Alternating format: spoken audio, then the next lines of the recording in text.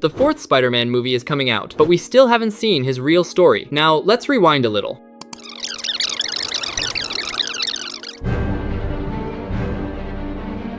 Peter Parker watched the Battle of New York when he's 6 years old. But what if that battle didn't just inspire him? What if it literally created him? We all know what Peter Parker did on screen. We watched every swing, every quip, every heartbreak across 3 solo films and multiple Avengers appearances. But here's what Marvel's never shown us: who Richard and Mary Parker actually were, what truly happened to Uncle Ben, and perhaps the biggest unanswered question in the entire MCU: where'd the spider that bit Peter Parker come from in a universe where Oscorp doesn't exist? And what happened to Peter's family? Today, we're pulling on every thread, every deleted concept, every blink and you miss it Easter egg, and every piece of abandoned Marvel lore to reconstruct the story that the MCU's been deliberately hiding from you for nearly a decade. This, the untold origin of Peter Parker. Let me interrupt for a second. I'm trying to improve my channel and content, and to support me, just subscribing, turning on notifications, and hitting the like button will be enough. Without further ado, let's continue with the video. Let's start where every Spider-Man story truly begins, with his parents. Richard and Mary Parker, the biggest ghosts in the MCU. They've never been named on screen. They've never been shown in a photograph. No character's ever spoken a single word about them. And yet, the evidence of their existence and their importance scattered across the franchise like breadcrumbs left by a studio that fully intends to pay this off eventually. In the mainstream Marvel comics, specifically the Untold Tales of Spider-Man and the Richard and Mary Parker one-shots from the 1960s, Peter's parents covert operatives for the CIA who were later retconned into S.H.I.E.L.D. agents. They're killed by the Red Skull, or more precisely, by Albert Malik, the communist Red Skull, who framed them as traitors to the United States. Peter grew up never knowing that his parents were heroes. He believed, for most of his life, they're ordinary people who died in a plane crash. Now, here's where the MCU gets fascinating. Early development documents and interviews from the pre-production of Spider-Man Far From Home reveal that Marvel Studios and Sony discussed incorporating Richard Parker's backstory as a scientist who worked on cross-species genetics similar to the Andrew Garfield timeline, but with one critical MCU twist. The internal concept, discussed by screenwriters Jonathan Goldstein and John Francis Daly in early 2016 interviews, that Richard Parker had a professional connection to Stark Industries, not Oscorp. This is ultimately left on the cutting room floor, not because it's rejected, but because Kevin Feige explicitly stated he wanted Peter's origin to unfold gradually across multiple films, rather than being dumped in one exposition scene. And the physical evidence supports this connection. But Richard Parker's potential ties to Stark Industries open up the most important question in MCU Spider-Man lore: the origin of the spider. In Sam Raimi's trilogy, a genetically engineered super spider at a Columbia University lab bit Peter. In Mark Webb's films, it's an Oscorp creation tied directly to Richard Parker's own research. But in the MCU, Oscorp's been conspicuously, almost aggressively absent. It wasn't on the Avengers Tower buyer list. So if Oscorp didn't create the spider, who did?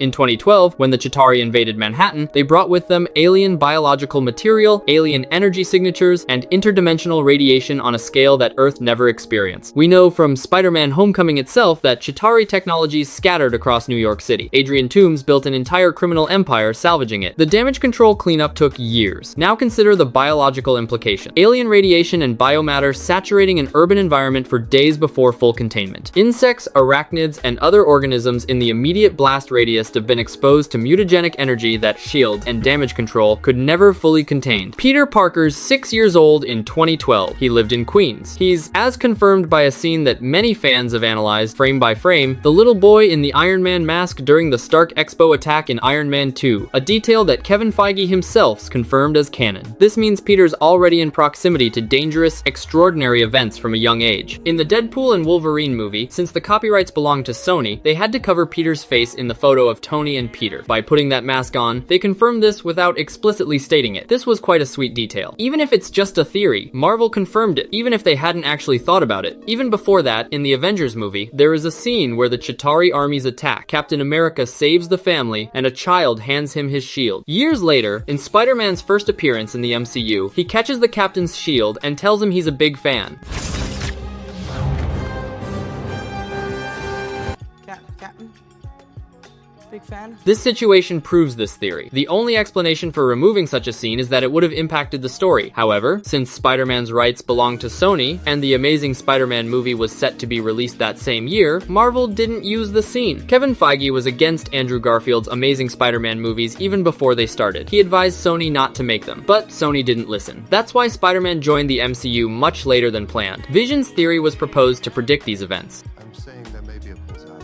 Our very strength invites challenge. Challenge incites conflict. Vision mentioned that the events in Heroes would bring forth new villains and heroes. The villains from the Spider-Man film would also emerge after the events of the Avengers film. By the time he's bitten roughly 2015, approximately 1 year before Civil War, Peter'd be living in a New York City still environmentally contaminated by Chitauri fallout. A spider, mutated by residual Chitauri radiation, biting a teenager in Queens isn't just plausible within MCU logic. It might be the only explanation that fits. Before the events of The Incredible Hulk, Banner's working on a project that he'd believed studying radiation resistance in humans. In reality, as General Ross later confirmed, it's an attempt to recreate the super soldier serum using gamma radiation as a catalyst. Banner's experiments took place across multiple university and military lab settings, and his research notes, biological samples, and experimental protocols are scattered across various facilities after his accident. Some of those research materials weren't ever recovered. If even one subcontracted laboratory, perhaps one employing a certain Richard Parker's conducting parallel experiments on how gamma radiation affects arachnid DNA, the connection writes itself. Now we arrive at the most emotionally charged gap in MCU storytelling. Uncle Ben, Benjamin Franklin Parker, the man whose death defines Spider-Man more than any other single event. And the MCU's handled him like a classified document, redacted, implied, but never shown. Here's everything we actually know. In Spider-Man Far From Home, Peter owns a suitcase with the initials BFP, Benjamin Franklin Parker. This is confirmed by the prop department. In What If, an alternate Peter Parker directly references Uncle Ben's death, proving that Ben existed and died across the multiverse, including the sacred timeline. In No Way Home, when Aunt May delivers the line about great power and great responsibility and then dies, Peter's reaction, his absolute devastation, carries a weight that only makes sense if he's already lived through this exact type of loss before. He's already lost a parental figure to violence. May's death isn't his first experience with this specific trauma. It's his second, and that's precisely why it breaks him so completely. What makes the MCU's handling of Uncle Ben so remarkable and so deliberate that Marvel Studios is explicitly chosen to never show this moment on screen. John Watts confirmed in interviews that the decision's made early to avoid repeating the Uncle Ben death scene because audiences have already seen it twice. But Kevin Feige went further, stating that Ben's story in the MCU'd be different from what fans expect. This implies that when the Uncle Ben story's finally told, and it will be told, there are details that'll diverge significantly from the comic book template. One particularly compelling theory connects Uncle Ben's death to the broader post-Chitauri crime wave in New York. After 2012, alien technology flooded the black market. We see this explicitly in Homecoming with Toomes' operation. But Toomes wasn't the only one. There'd been dozens, maybe hundreds of small-time criminals suddenly armed with weapons far beyond normal human technology. If Uncle Ben's killed not by a common mugger with a handgun, but by someone wielding salvaged alien tech, a Chitauri energy weapon, a piece of repurposed dark elf technology, then his death becomes a direct consequence of the Avengers' failure to fully contain the fallout of their own battles. This to add an extraordinary layer of moral complexity to Peter's later relationship with Tony Stark. Peter idolizes the man whose battle inadvertently created the conditions that killed his uncle. That's Shakespearean tragedy hiding in plain sight. So why didn't we see this backstory in the first 3 films? And when will we see it? Peter's enemies before Homecoming were easier compared to the other 2 Spider-Man series. Because there was already the Avengers team dealing with major threats, remember how surprised Tobey and Andrew were. I was in the Avengers. That's great! What is that? But you don't have the Avengers? Is that a band? Are you in a band?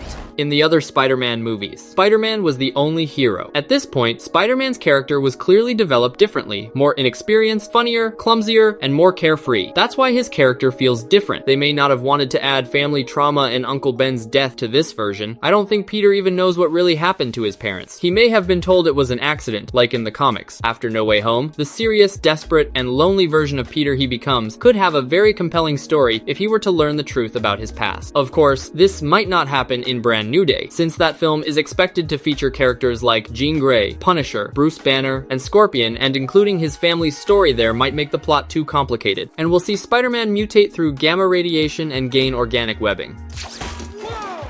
That came out of you. Yeah, you can't do that, huh? No? Of course, we might also watch how he got his powers and what kind of spider bit him. Secret Wars and Doomsday are also coming. Tom Holland won't be Spider-Man in Doomsday, we'll be watching Tobey Maguire's Spider-Man. As I mentioned before, Doomsday will likely serve as a bridge movie. More detailed Spider-Man stories will definitely be explored, especially since we're still talking about 3 more solo films. I don't think Spider-Man's backstory is directly connected to Secret Wars, but since it has been hidden until now, it definitely needs to be tied to a much bigger event or set up something major. It could be related to what what his parents were involved in. Of course, it's still too early to fully discuss these things, we still have a long time ahead. The MCU spent nearly 10 years keeping Peter Parker's backstory locked in a vault. Every suitcase, every cryptic line of dialogue, every conspicuous absences a promise. And Marvel always pays off its promises. The only question's whether we're ready for what they've been hiding. If there's another character whose background story you're curious about, let me know in the comments and I can make a video about it. If you enjoyed this video, don't forget to like, and for more content, subscribe and turn on notifications. See you in the next videos.